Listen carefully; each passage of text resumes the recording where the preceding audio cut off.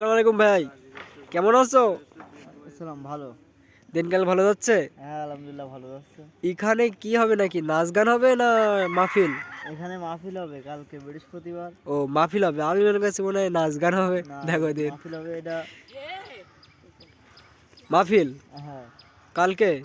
হ্যাঁ, কালকে মাহফিল হবে, সাথে সবার দাওয়াত দেন।